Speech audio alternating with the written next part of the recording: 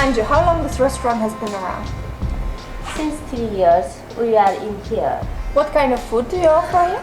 We have the normally Nepalese and Indian cuisine, but I'm working about this kitchen around more than 28 years. Are you originally from Nepal? Yeah, we are from Nepal. Why did you move to Altea?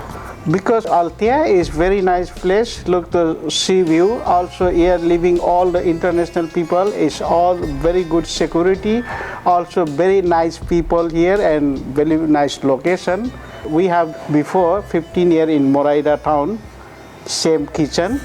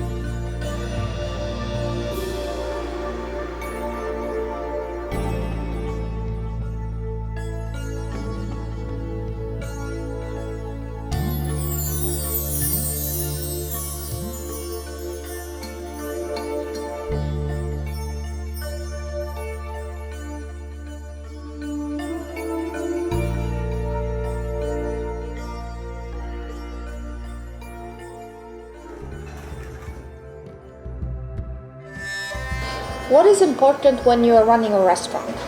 Fresh food, quality, quantity and the clean environment. It is very important things and we can do it.